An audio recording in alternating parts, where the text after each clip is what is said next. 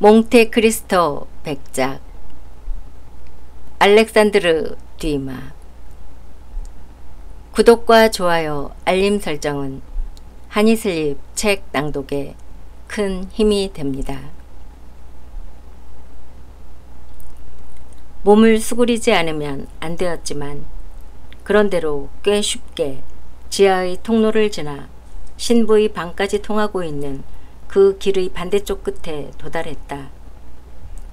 거기서부터는 길이 훨씬 좁아져서 사람 하나가 엎드려서 기어야 겨우 빠져나갈 수 있는 정도의 여유밖에 없었다.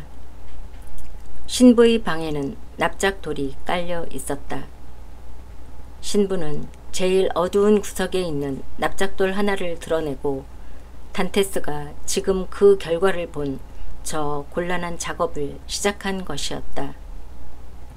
방으로 들어가서 일어서자마자 단테스는 곧 주의 깊게 방 안을 둘러보았다. 얼핏 보았을 때 방 안에는 아무것도 특별한 것이 없었다. 좋아 하고 신부는 말했다. 아직도 낮 12시 15분이군. 아직 자유로운 시간이 대여섯 시간은 있어. 단테스는 주위를 둘러보았다. 신부가 이렇게 분명하게 시간을 말하는 것은 어디에 시계가 있기 때문이라고 생각하고 찾아본 것이다. 이 창문으로부터 들어오는 광선을 보라고 하고 신부가 말했다. 그리고 벽 위에 내가 그어놓은 선을 보게나. 지구의 운동과 지구가 태양의 둘레에 그리는 타원형의 운동을 짜 맞추어서 만든 이러한 선 덕분에 시계보다도 훨씬 정확하게 시간을 알 수가 있지. 시계는 틀리는 수가 있지만 태양과 지구는 결코 틀리는 일이 없으니까 말이야. 단테스로서는 이러한 설명은 전혀 알 수가 없었다. 태양이 산들의 뒤에서 떠올라 지중해 속으로 가라앉는 것을 보아왔기 때문에 움직이고 있는 것은 태양이지 지구가 아니라고 믿고 있었던 것이다. 자기가 그 위에 살고 있으면서 더욱이 전혀 깨닫지 못하고 있던 이 지구의 두 가지 운동은 그에게는 거의 있을 수 없는 일인 것처럼 생각되었다. 그는 상대방의 한마디 한마디의 말 속에서 자기가 아직도 어린애였을 때 귀사라토나 고르콩드에 여행을 하여 금광이나 다이아몬드 광의 발굴을 보았을 때와 마찬가지로 실로 기막힌 과학의 신비를 발견했다. 그럼 하고 그는 신부에게 말했다. 빨리 신부님의 보물을 보여주시지 않겠습니까? 신부는 난로 쪽으로 가서 언제나 손에 들고 있는 끌로 한 장의 돌을 벗겼다. 그것은 옛날 난로 바닥이었던 곳이었다. 그 밑에 꽤 깊은 구멍이 파여져 있었다. 그리고 그 구멍 속에 아까 단테스에게 들려주었던 모든 것이 숨겨져 있었다. 우선 무엇이 보고 싶지? 하고 신부가 물었다. 이탈리아 왕국에 대한 대저작을 보여주십시오. 파리아는 이 소중한 선반에서 파피루스의 잎처럼 돌돌만 천으로 된 두루마리를 서너 개 끄집어냈다. 그것은 폭이 거의 4인치, 길이가 거의 18인치나 되는 천으로 된 띠였다. 이 천 띠에는 번호가 매겨져 있고 한쪽 면에 단테스도 읽을 수 있는 문자가 씌어져 있었다. 신부의 모국어인 이탈리아어로 씌어져 있었으므로 프로방스 태생의 단테스에게도 완전히 이해되었다. 이것 보게 하고 신부는 말했다. 이것이 전부라네. 약 일주일 전에 68개째의 띠 밑에 끝이라고 썼지. 셔츠 2장과 가지고 있던 모든 손수건이 이것으로 변한 거라네. 만일 언제든 내가 자유로운 몸이 되고 이탈리아에 이것을 인쇄하겠다는 인쇄업자가 나타나게 되면 그야말로 나는 유명해질 텐데. 그렇군요 하고 단테스는 대답했다. 저도 그것은 잘 알 수 있습니다. 그런데 이 논문을 쓰는데 사용하신 펜을 보여주시겠습니까? 자, 하고 파리아 신부는 말했다. 그리고 길이는 6인치 가량이고 굵기는 펜의 손잡이만한 조그만 막대기를 청년에게 보였다. 그 끝에는 아까 단테스에게 얘기한 그 연고리, 아직도 잉크가 묻어있는 연고리, 가느다란 실로 단단히 묶여져 있었다. 그리고 그것은 예사 펜처럼 앞끝이 부리처럼 비죽하고 두 개로 갈라져 있었다. 단테스는 그것을 자세히 살펴보았다. 그리고 이처럼 깔끔하게 다듬을 수 있었던 연장은 대체 무엇일까 하고 주위를 둘러보았다. 아, 그렇군 하고 파리아 신부는 말했다. 나이프를 찾고 있군 그래. 이건 내 걸작품일세. 이것은 여기에 있는 식칼처럼 낡은 쇠 촛대로 만들었다네. 나이프는 면도처럼 잘 들었다. 식칼은 식칼대로 동시에 단도처럼 사용할 수 있다는 이점이 있었다. 단테스는 이러한 여러가지 물건을 일찍이 마르세이유의 골동품 가게에서 원양 항해의 선장들이 남양에서 가지고 온 토인의 세공품을 살펴볼 때처럼 주의 깊게 바라보았다. 잉크는 하고 파리아 신부는 말했다. 어떻게 만드는지 이미 알고 있지? 필요한 만큼 그 자리에서 만들어 쓴다네. 그런데 한 가지 뜻밖이고 놀라운 것이 있습니다만 하고 단테스가 말했다. 낮 동안에만 어떻게 이런 작업을 할 수 있었지요? 밤에도 했다네 하고 파리아 신부는 대답했다. 밤에도요? 그럼 신부님은 고양이처럼 밤에도 눈이 똑똑히 보인단 말입니까? 아니, 하지만 하느님은 사람의 감각이 빈약한 것을 돕기 위해 지혜를 주셨어. 나는 불빛을 손에 넣을 수 있었다네. 어떻게 말입니까?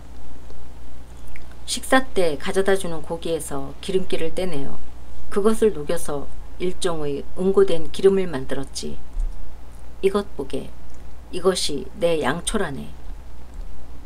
그렇게 말하고 신부는 단테스에게 일루미네이션의 조명용 램프와 비슷한 칸데라 같은 것을 보여주었다. 하지만 불은요? 여기에 돌 2개와 그을은 1000조각이 있어. 하지만 불쏘시개는요? 나는 피부병에 걸린 척 했지. 그래서 유황이 필요하다고 했더니 가져다 주더군. 단테스는 손에 들고 있던 그러한 물건들을 테이블 위에 놓았다. 그리고 이 노인의 인내력과 정신력에 압도되어 고개를 숙였다. 이것이 전부가 아니라네 하고 파리아 신부는 계속했다. 모든 보물을 단 한 군데에만 넣어둘 수는 없으니까 말이야. 자, 이곳을 닫아두도록 하세. 두 사람은 납작돌을 다시 제자리에 놓았다. 신부는 그 위에 모래를 조금 뿌리고 틈새를 가리기 위해 발로 밟아서 굳혔다. 그리고는 침대 쪽으로 가서 그것을 움직였다. 베개가 있는 쪽 뒤에 돌로 거의 안전하게 밀폐된 구멍 하나가 있었다. 그리고 이 구멍 안에는 8m에서 9m가량 되는 줄 사닥다리가 있었다. 단테스는 그것을 살펴보았다. 어떤 일을 해도 견뎌낼 것 같은 튼튼한 것이었다. 이런 훌륭한 것을 만드는 데 필요한 밧줄은 어디에서 입수하셨지요? 하고 단테스는 물었다. 우선 내가 가지고 있던 몇 장의 셔츠와 침대 시트를 페네스토렐레의 감옥에 있는 3년 동안의 실로 풀어놓았었지. 입구성으로 옮겨질 때 나는 그 풀어놓은 실뭉치를 감쪽같이 가지고 오는데 성공했어. 그리고 이곳에서 또 같은 작업을 계속했지. 하지만 시트에 이미 누비실이 없어졌다는 것을 아무도 눈치채지 못하던가요? 나중에 다시 누벼놓았으니까. 못으로 말입니까? 이 바늘로. 그러면서 신부는 누더기 옷을 뒤지더니 몸에 지니고 있던 길고 뾰족한, 그리고 아직도 실이 꿰어져 있는 생선뼈를 끄집어내어 단테스에게 보여주었다. 그렇지 하고 신부는 말을 계속했다. 나는 처음에 이 철격자를 뜯어내고 창문으로 도망치려고 생각했었네. 이 창문을 보아서도 알겠지만 젊은이의 감옥에 있는 창문보다는 조금 크고 도망칠 때는 좀 더 크게 만들 수가 있을 걸세. 하지만 나는 이 창문이 안뜰을 향하고 있다는 것을 깨달았지. 그래서 너무나도 모험적인 그 계획은 단념하고 말았다네. 하지만 뜻하지 않았던 경우를 위해서 아까 얘기한 것 같은 우연한 기회에 주어지는 탈주의 경우에 대비해서 이 사닥다리를 준비해 놓았다네. 단테스는 사닥다리를 살펴보고 있는 채 하면서 지금은 다른 생각을 하고 있었다. 한 가지 생각이 그의 머리에 떠오른 것이다. 이처럼 총명하고, 이처럼 머리가 잘 돌아가고, 또 이처럼 생각이 깊은 노인이라면 자기 자신도 아직 사정을 잘 모르는 자기의 불행에 관한 수수께끼를 어쩌면 똑똑히 꿰뚫어 볼지도 모른다고 생각한 것이다. 무슨 생각을 하고 있지? 하고 신부는 미소를 지으면서 물었다. 단테스가 멍한 표정을 짓고 있는 것을 극도로 감탄했기 때문이라고 생각한 것이다. 저는 우선 이런 생각을 했습니다. 그것은 신부님이 이 목적에 도달하시기 위해 얼마나 많은 지혜를 사용하셨을까 하는 것입니다. 그러니까 만일 신부님이 자유로운 몸이라면 어떤 일을 하실 수 있었을까요? 아마 아무것도 할 수 없었을 테지. 이 충만한 두뇌도 하찮은 일을 위해서 증발하고 말았을 테지. 사람의 지혜 속에 숨겨져 있는 신비로운 광맥을 캐내기 위해서는 불행이 필요한 거라네. 화약을 폭발시키기 위해서 압력이 필요하듯이 감옥 생활이 여기저기 떠돌고 있던 내 재능을 한 곳으로 집중시켜 주는 거라네. 그래서 재능은 좁은 장소에서 서로 맞부딪혔지. 알고 있겠지만 구름이 서로 부딪히면 전기가 발생한다네. 전기에서는 번개가 발생하고, 그리고 번개에서는 빛이 발생하지. 아니요, 저는 아무것도 모릅니다. 하고 단테스는 자기의 무지에 새삼 실망을 느끼면서 말했다. 신부님이 말씀하신 것 중의 일부분은 저로서는 전혀 이해가 안 갑니다. 그런 학자이신 신부님은 정말로 행복하시군요. 신부는 미소 지었다. 젊은이는 아까 두 가지 생각을 하고 있다고 말했지? 네. 그런데 젊은이는 그 첫째 생각밖에 얘기를 안 했어. 그 두 번째는 무슨 생각이지? 그것은 신부님은 저에게 신상 얘기를 해주셨지만 신부님 쪽에서는 제 신상 얘기를 아직 듣지 못하셨다는 것입니다. 젊은이, 당신의 생활은 아직 짧으니까 그리 대단한 사건은 없었을 것으로 아는데. 아닙니다. 실로 불행한 일을 당했습니다. 하고 단테스는 말했다.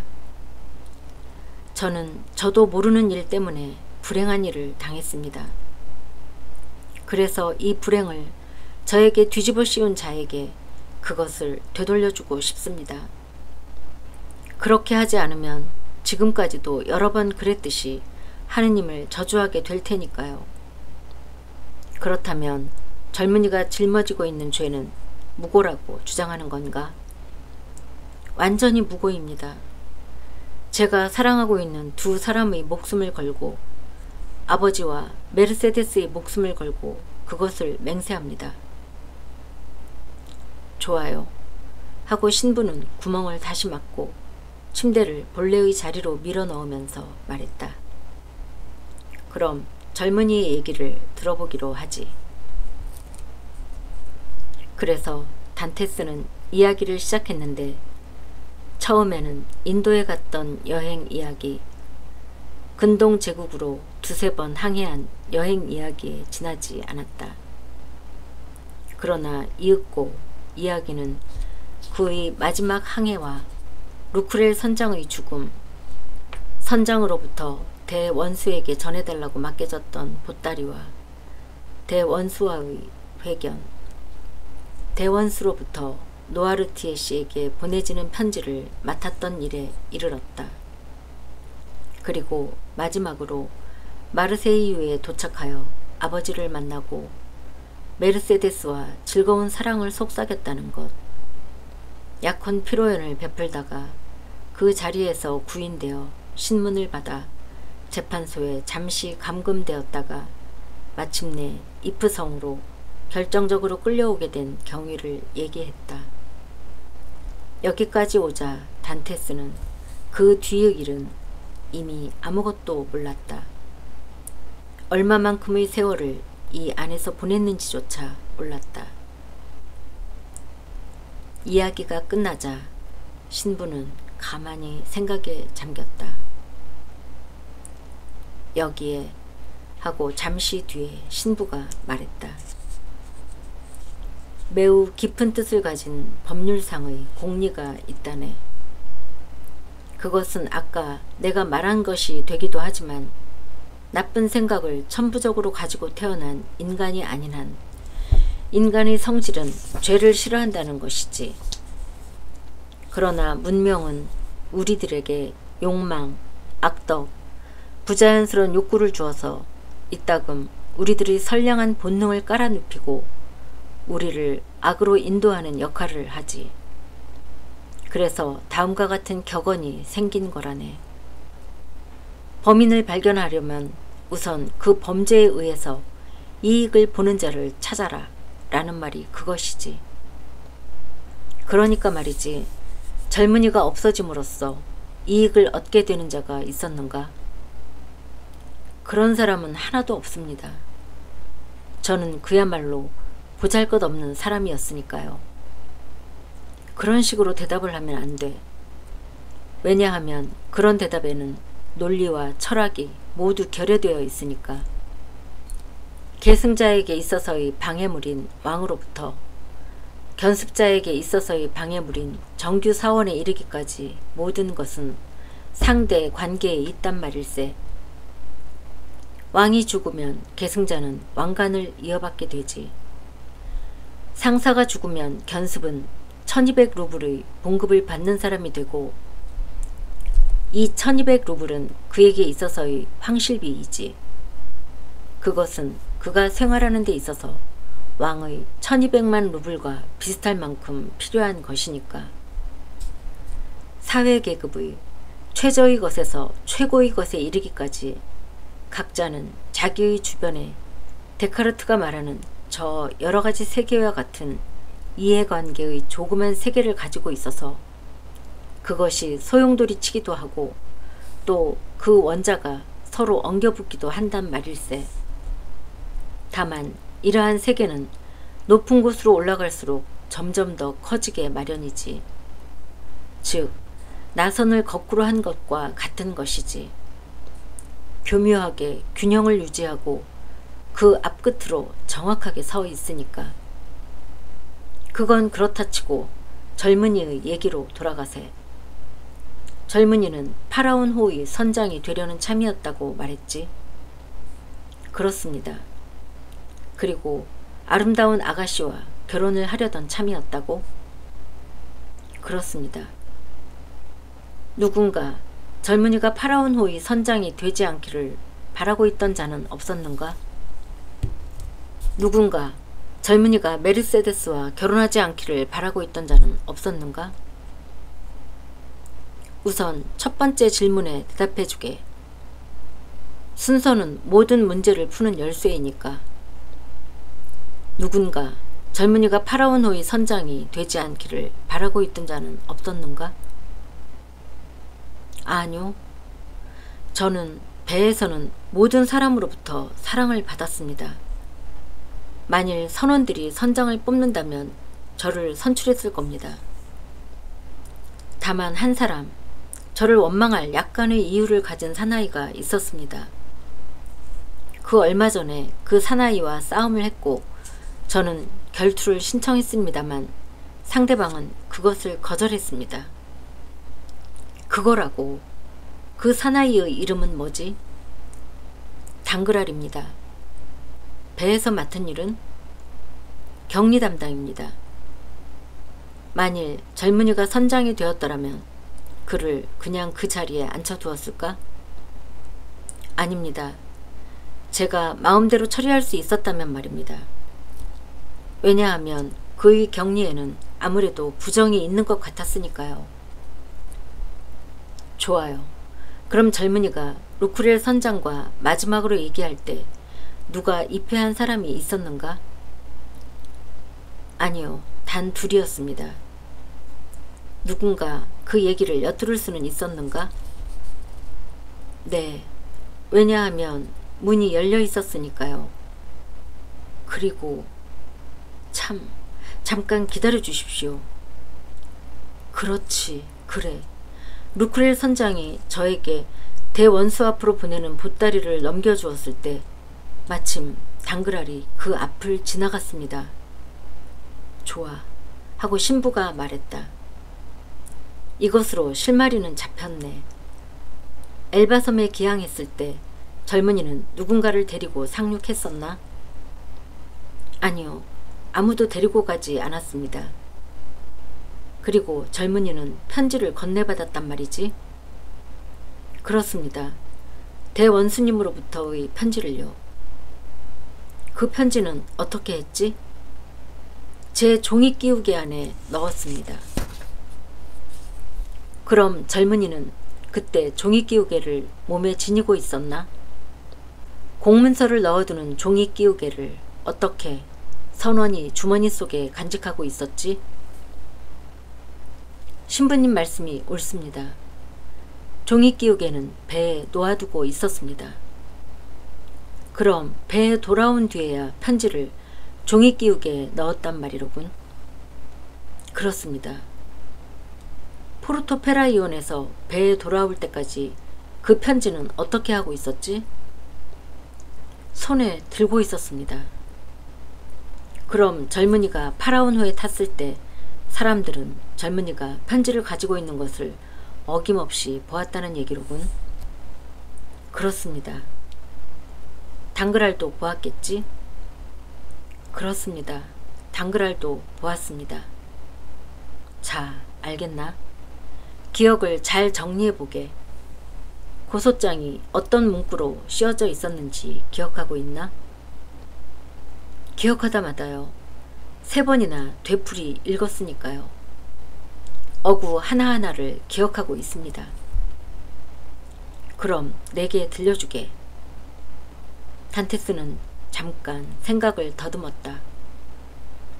그건 이렇게 되어 있었습니다. 하고 그는 말했다. 한자 한구도 틀림없습니다. 검사각하, 왕실과 신앙에 대해 충실한 저는 나폴리 포르토 페라이온에 기항하고 오늘 아침 스미르나에서 도착한 파라온호의 1등 항해사 에드몽 단테스라는 자가 뮬러로부터 왕위 찬탈자에게 보내는 신서를 맡았고 또 왕위 찬탈자로부터 파리의 보나파르트 당 본부에 보내는 신설을 맡아가지고 있음을 알려드립니다. 그의 범죄 증거는 체포되면 분명해지리라고 생각합니다. 왜냐하면 그 신선은 그 자신이 소지하고 있거나 또는 그의 아버지의 집 또는 파라온호의 그의 선실에서 발견될 것이기 때문입니다. 신부는 어깨를 움츠렸다. 지나칠 정도로 분명하군 하고 그는 말했다. 곧 그것을 깨닫지 못했다니 젊은이는 너무 세상을 모르는 호인이로군. 그렇게 생각하시나요? 하고 단테스는 소리 질렀다. 아, 그렇다면 정말 부끄러운 일이군요. 당그랄의 평소의 필체는 어떤 것이었지? 예쁜 초서체입니다. 그 익명의 편지의 서체는 어떠했지? 왼쪽으로 기운 서체였습니다. 신부는 미소를 띄었다. 필체를 위장했군. 위장한 필체치고는 꽤 분방한 글씨였습니다. 잠깐 기다리게 하고 신부는 말하고 펜이라기보다는 그가 펜이라고 부르고 있는 물건을 손에 들고 거기에 잉크를 묻히더니 종이 대신 사용하고 있는 천 위에 고소장의 첫 두세 줄을 왼손으로 썼다. 단테스는 뒷걸음질치며 거의 공포에 찬 눈으로 신부를 바라보았다. 오, 놀랐습니다. 하고 그는 소리 질렀다. 정말 꼭 닮았습니다. 그것은 곧 고소장도 왼손으로 씌어졌기 때문이라네. 나는 예전부터 한 가지 사실을 관찰해 오고 있었어. 하고 신부는 계속했다. 무엇을 말입니까? 오른손으로 씌어진 글자는 가지각색이지만 왼손으로 씌어진 글자는 모두 비슷비슷하다는 사실을 말일세. 신부님은 정말 모든 것을 보고 모든 것을 관찰하셨군요. 그건 그렇고 얘기를 계속하세. 아, 그렇지. 그래야죠. 그럼 두 번째 질문으로 들어가겠네. 네, 말씀하시지요. 젊은이가 메르세데스와 결혼을 하지 않게 되면 누군가 득을 보는 사람이 있는가? 있습니다. 그녀를 사랑하고 있는 청년이 있습니다. 이름은 페르낭입니다. 스페인식의 이름이로군. 카탈로니아 사람입니다. 그 사나이가 편지를 썼다고 생각하나? 아닙니다. 그는 단도로 나를 찌를 수는 있었겠지만 그 이상의 일은 하지 못할 사람입니다. 그렇군. 스페인인의 기질로 보아서는 그렇겠군. 사람은 죽일 수 있을 테지. 하지만 비겁한 짓은 하지 않을 걸세. 게다가 하고 단테스는 말했다. 그는 고소장에 씌어있는 것 같은 자세한 내용은 전혀 모르고 있었을 겁니다. 젊은이는 그런 얘기를 아무에게도 하지 않았을 테지? 네, 아무에게도 하지 않았습니다. 약혼녀에게도 말이지. 그렇습니다. 약혼녀에게도 하지 않았습니다. 그렇다면 당그랄이 틀림없네. 아, 지금에야 저도 분명히 알 것 같습니다. 잠깐 기다리게. 당그랄은 페르낭을 알고 있었는가? 아니요. 참, 그렇지. 뭔가. 제 결혼 전전날에 두 사람이 함께 팡필 영감네 가게의 정자에서 탁자에 앉아있는 것을 보았습니다. 당그랄은 다정한 투로 장난을 치고 있었지만 페르낭은 창백한 얼굴을 하고 뭔가 불안한 표정이었습니다. 두 사람뿐이었나? 아닙니다.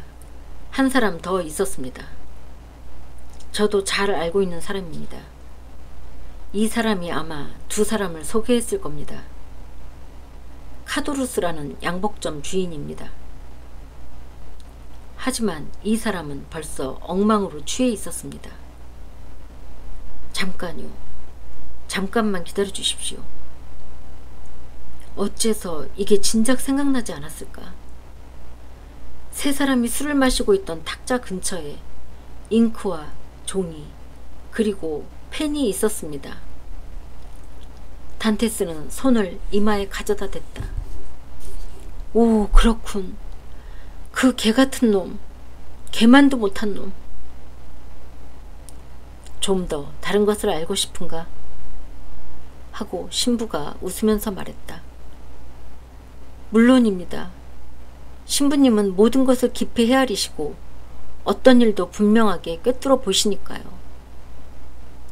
어째서 제가 한 번밖에 신문을 받지 않았는지, 어째서 제가 재판에 회부되지 않았는지, 그리고 어째서 판결도 없이 이런 형벌을 받게 되었는지 그것을 가르쳐 주십시오. 오, 이것은 하고 신부는 말했다. 이것은 일이 꽤 중대하군. 재판이라는 것은 뭔가 헤아리기 어려운 신비로운 작용을 하는 것이어서 아무래도 핵심을 찌르기는 어렵지. 지금까지의 두 사람에 대해서 우리가 추리한 것은 어린애 장난과도 같은 거지. 하지만 이번 문제에 대해서는 더할 수 없이 정확한 재료를 가르쳐주지 않으면 나로서도 어떻게 할 수가 없는걸. 그럼 저에게 질문을 해 주십시오. 사실 신부님은 제 신상에 대해서는 저 자신보다도 더 분명히 아시니까 말입니다. 젊은이를 신문한 사람은 누구지? 검사인가? 검사 대리? 아니면 예심 판사인가? 검사 대리였습니다. 젊은 사람이었는가? 아니면 나이가 많은 사람이었는가? 젊은 사람이었습니다. 27 또는 28살가량 되어 보이는. 좋아요. 아직 썩지는 않았지만 야심은 이미 가지고 있는 나이로군. 하고 신부는 말했다. 젊은이에 대한 태도는 어떠했지? 엄격하다기보다는 오히려 친절하게 생각되었습니다. 젊은이는 모든 얘기를 다 해주었나? 네, 모든 것을 다 얘기했습니다. 그래, 그의 태도는 신문 도중에 달라지거나 하지는 않았나? 저를 위험에 빠뜨린 그 편지를 읽었을 때 잠깐 달라졌습니다. 제 불행에 충격을 받은 것 같았습니다. 젊은이의 불행에 대해서 말인가? 그렇습니다. 그래, 그가 젊은이의 불행을 불쌍하게 여기고 있었다고 분명히 믿고 있나? 적어도 동정해주고 있다는 큰 증거를 보여주었습니다. 어떤 증거 말인가? 저를 위험에 빠뜨리게 만든 단 하나의 서류를 불태워 주었습니다. 무엇 말인가? 고소장 말인가?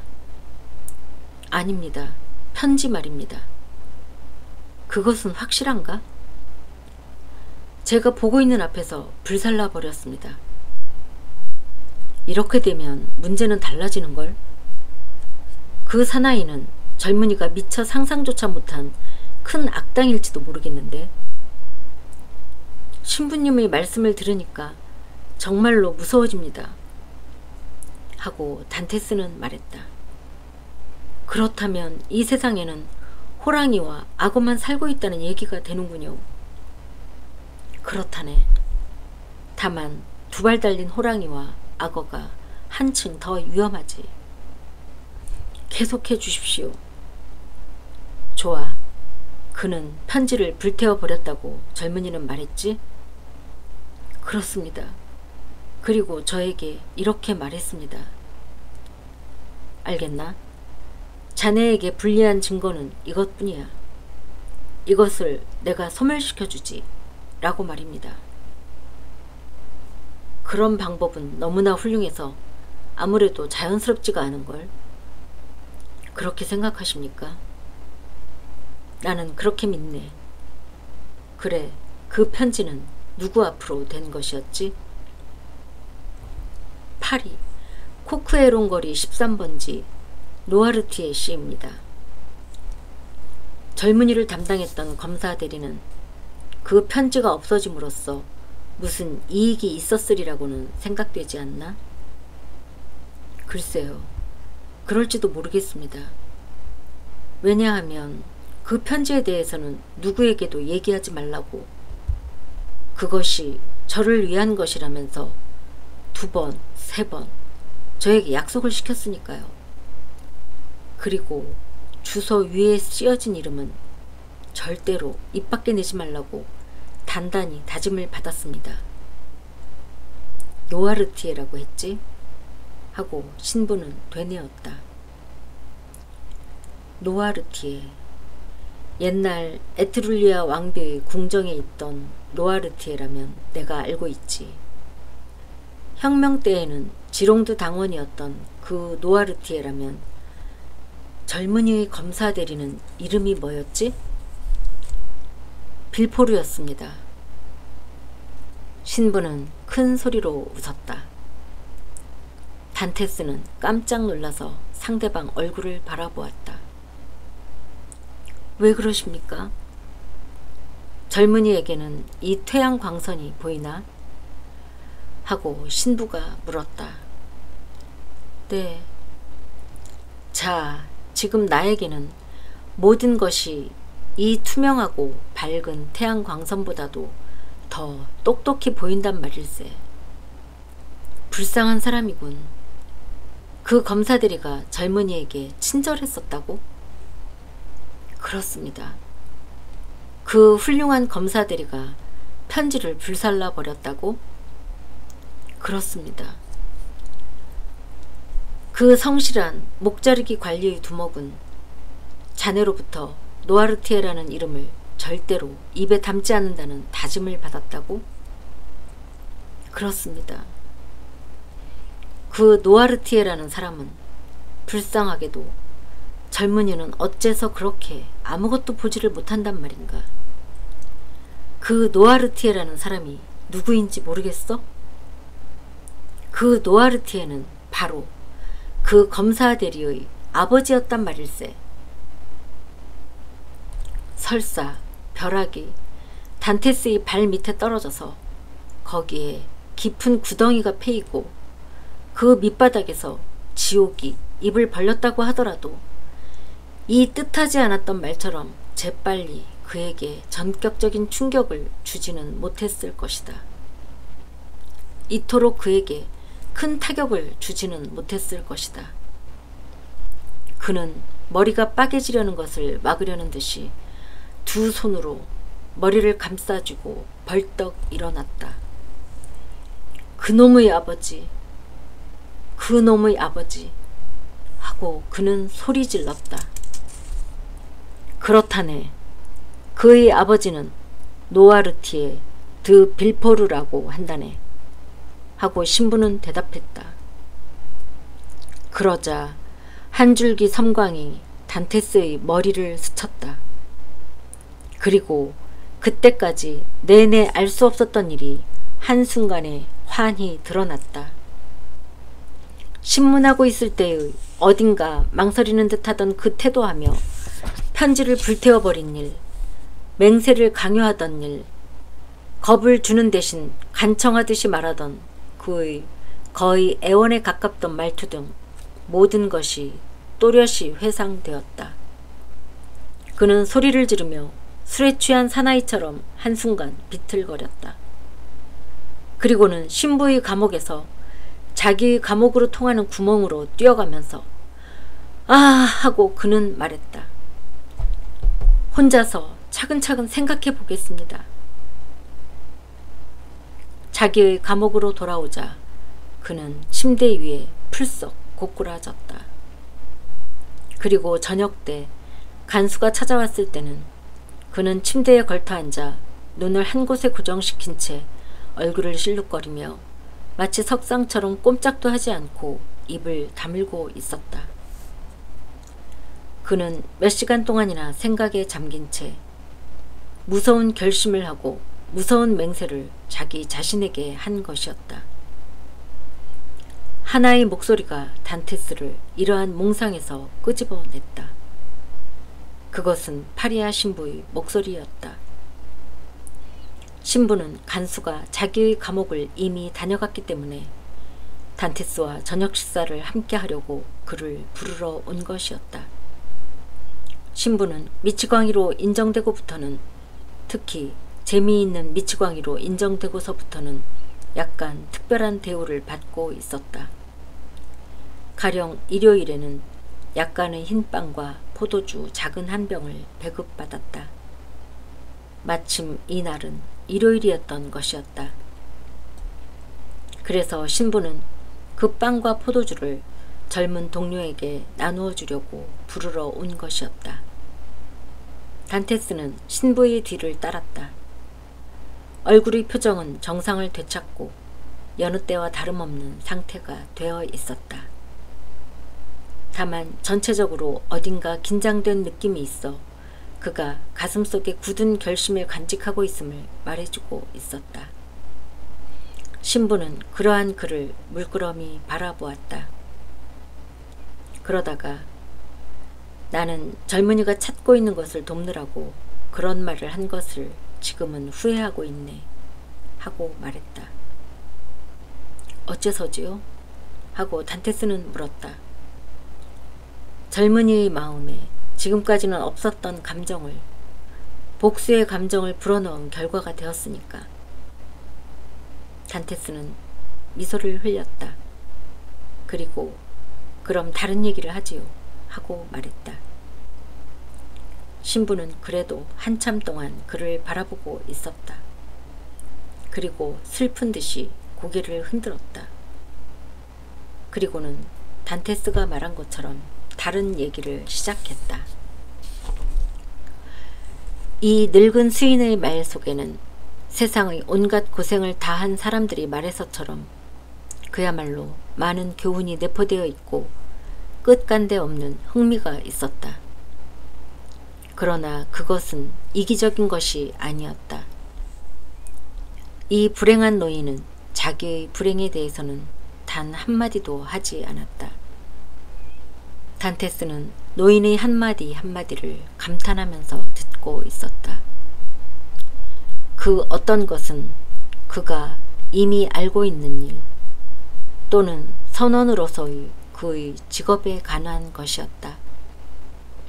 또 어떤 것은 그가 전혀 모르는 이야기로서 그것은 남극에서 항해자들을 비추어주는 저 극광처럼 청년의 눈에 환상적으로 비춰진 새로운 풍경이나 새로운 지평선을 보여주었다. 단테스는 만일 이해력을 가지고 있는 사람이 이토록 도덕적으로도 철학적으로도 또 사회적으로도 높은 지위를 차지하고 즐기고 있는 사람 밑에서 공부를 할 수 있다면 그것은 얼마나 행복한 일일까 하고 생각했다. 신부님이 알고 계시는 것을 저에게 조금 가르쳐 주실 수 없겠습니까? 하고 단테스는 말했다. 저 같은 것과 함께 있으면서 지루하지 않기 위해서도 그렇게 하시는 것이 좋을 것 같습니다. 저처럼 교육도 받지 못하고 능력도 없는 동료를 가지기보다는 혼자 계시고 싶은 것이 신부님의 심정이라고 지금의 저는 생각하고 있습니다. 만일 제 부탁을 들어주신다면 이제 탈옥 이야기는 하지 않겠다는 것을 약속드립니다. 신부는 미소 지었다.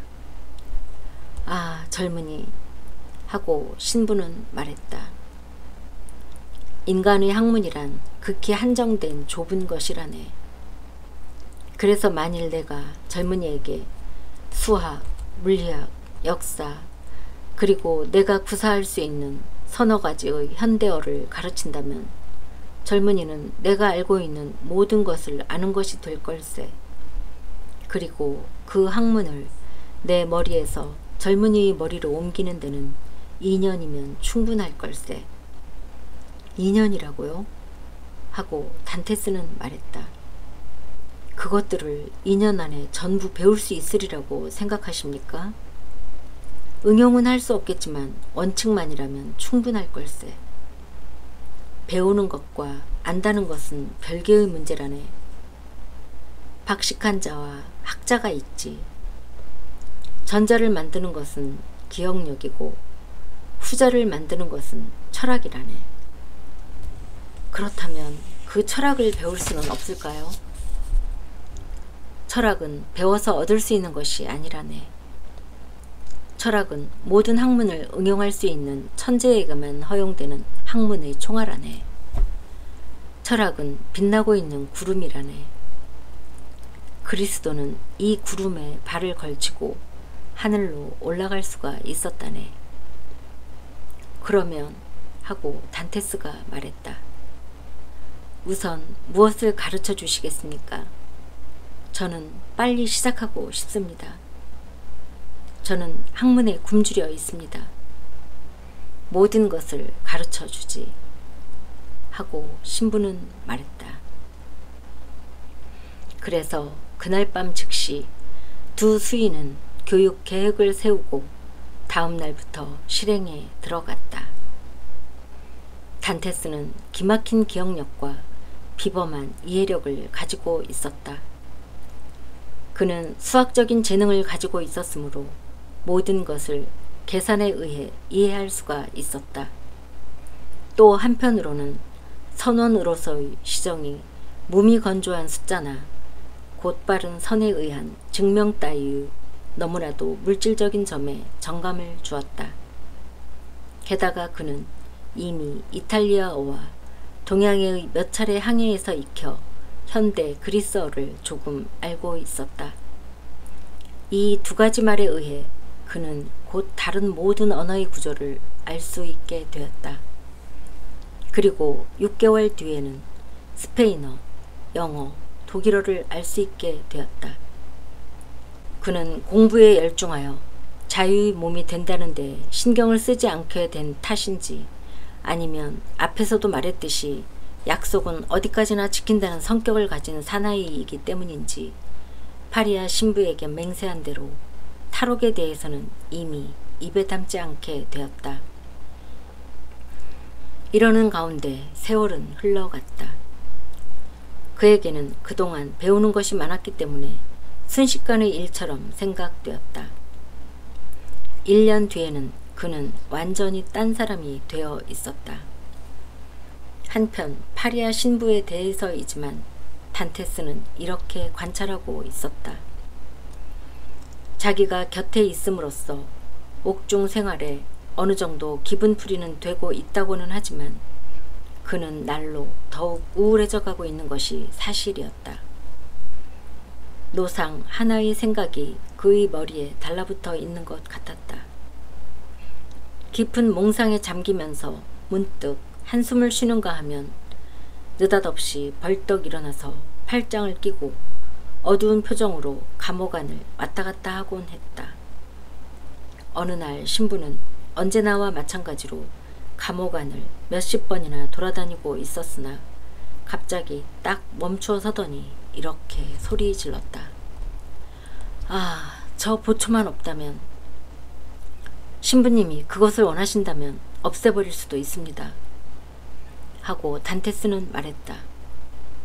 그는 마치 크리스탈 유리를 통해서 보듯이 신부의 머릿속이 확실히 보여서 신부의 생각을 더듬을 수가 있었다. 아, 그 말은 전에도 했어. 하고 신부는 대답했다. 나는 사람을 죽이는 것은 싫어. 하지만 이 살인은 실행된다 하더라도 자기 보존의 본능, 자기 방위의 감정에 의해서 이루어지는 것입니다.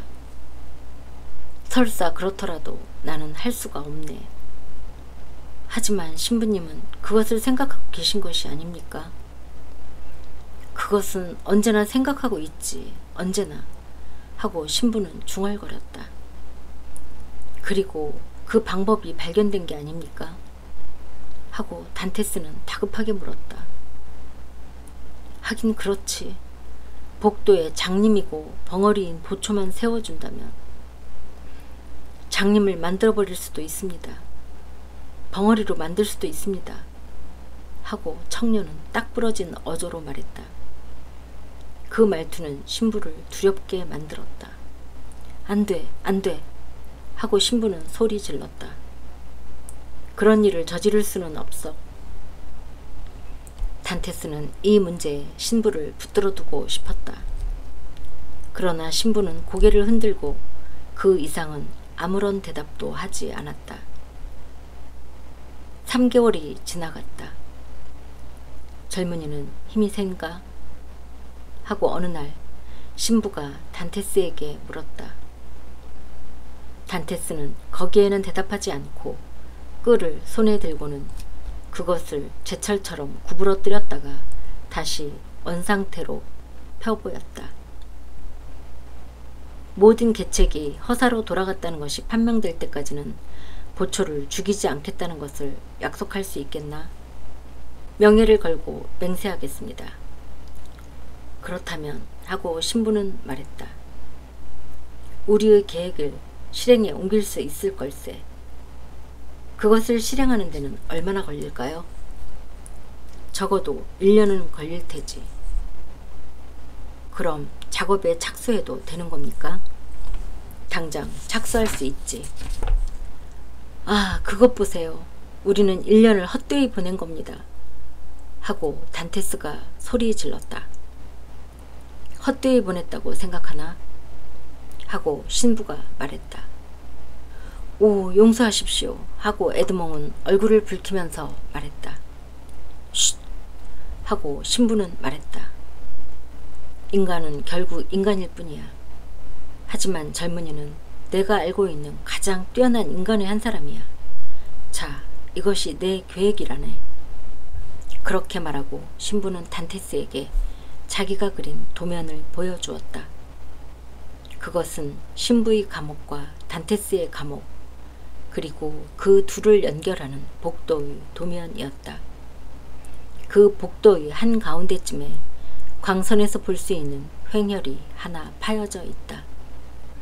이 횡혈을 통해서 두 수인은 보초가 왔다 갔다 하는 복도 아래에까지 갈 수가 있다.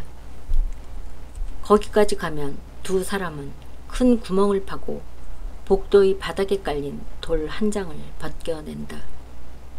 그 바닥돌은 결정적인 순간에 병사의 몸무게로 밑으로 빠지고 병사는 구멍 안으로 굴러 떨어진다.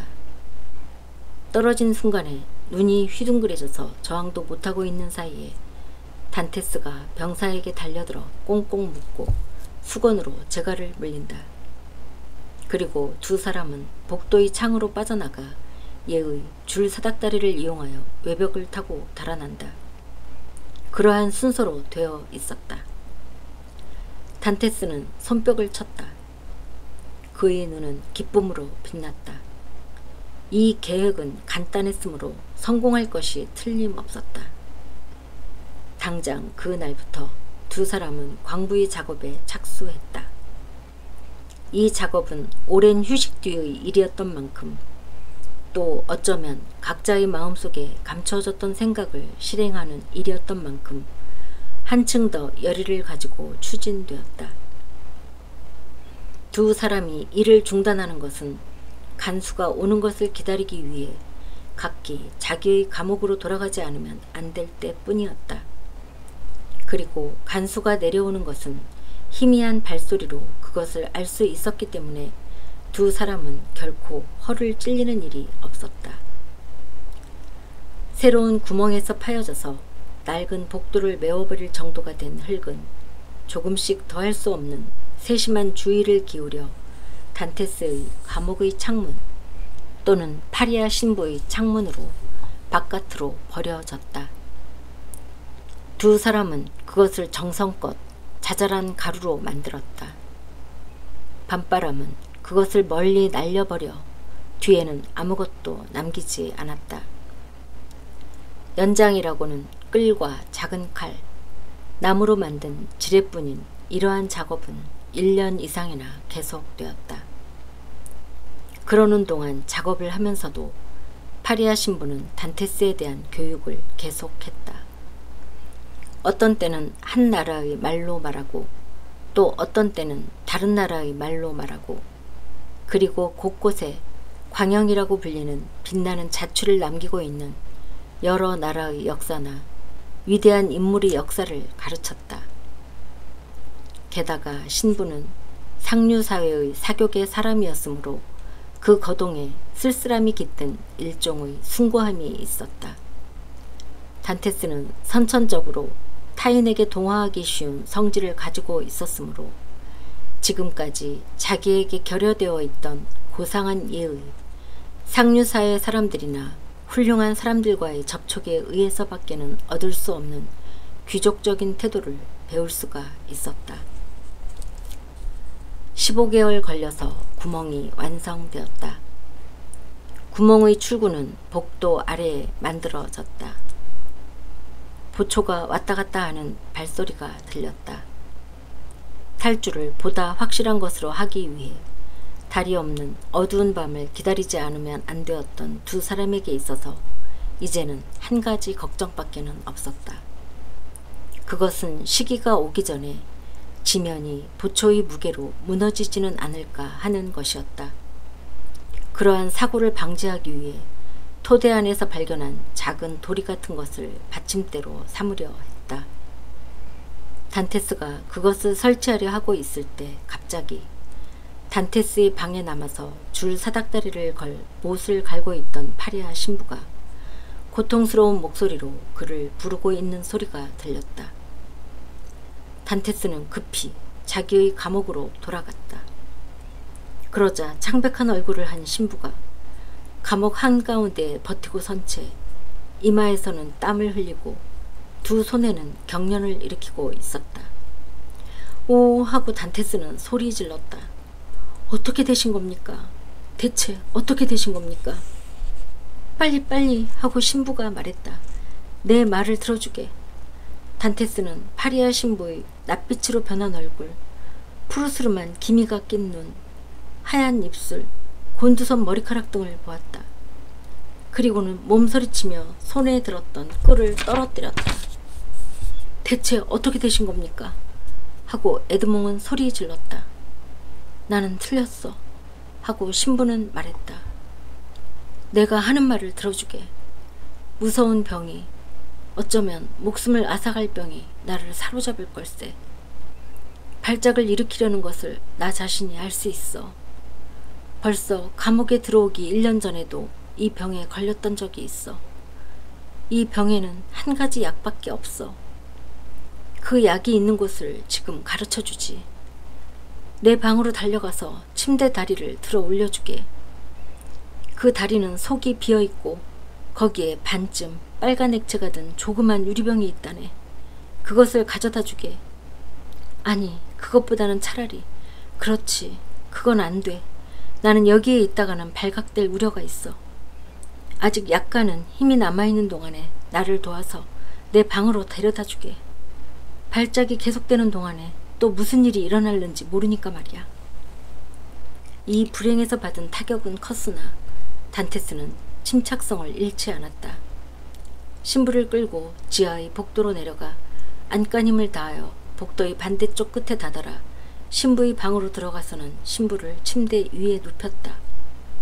고맙군 하고 신부는 마치 얼어붙은 물속에서 나온 것처럼 손발을 부들부들 떨면서 말했다.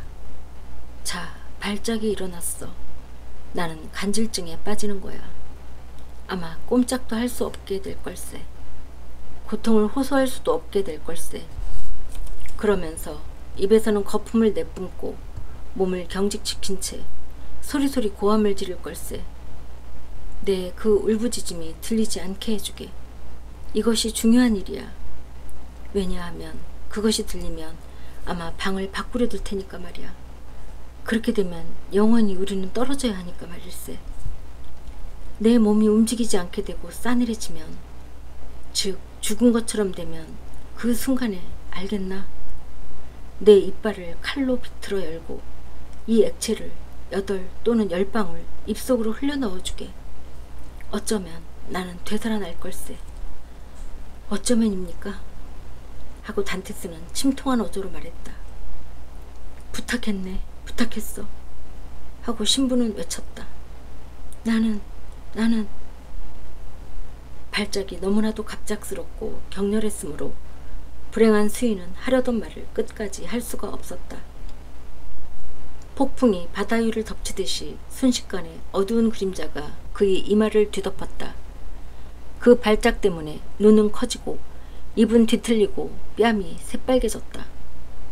신부는 몸부림치며 거품을 물고 소리를 질렀다. 그러나 단테스는 신부가 이른 대로 이불을 뒤집어 씌워 그 고함 소리를 죽였다. 이러한 상태가 2시간 동안 계속되었다. 그러자 신부는 갑자기 축 늘어져서 마치 무슨 물체의 덩어리처럼 움직이지 않게 되었다. 대리석보다도 더 창백하게 싸늘해졌고 짓밟힌 갈대보다도 더 애처로운 모습이 되었다. 그리고는 마지막 경련으로 몸을 빳빳이 경직시키고 낯빛으로 변했다. 에드몽은 이러한 가사 상태가 육체의 내부에까지 도달하여 심장까지 얼어붙게 하기를 기다리고 있었다. 드디어 때가 왔다고 생각되자 그는 칼을 손에 들고 그 날을 이빨 사이에 쑤셔 넣고는 꽉 담은 턱을 가까스로 벌려 빨간 액체를 한 방울 한 방울 세면서 10방울 떨어뜨렸다. 그리고 기다렸다. 1시간이 지났지만 노인은 꼼짝도 하지 않았다. 단테스는 너무 오래 기다려 때를 놓친 것이 아닌가 하고 걱정했다. 그리고 2 손을 노인의 머리카락 속에 집어넣고 그 얼굴을 가만히 들여다보고 있었다. 겨우 노인의 뺨 위에 발가스름한 기운이 돌기 시작했다. 지금까지 부릅뜬 채 표정이 없던 2 눈이 시력을 되찾고 가냘픈 호흡이 입에서 새어 나왔다. 그리고 노인은 몸을 움직였다. 깨셨다, 깨셨다 하고 단테스는 소리 질렀다. 다음 편에 계속됩니다.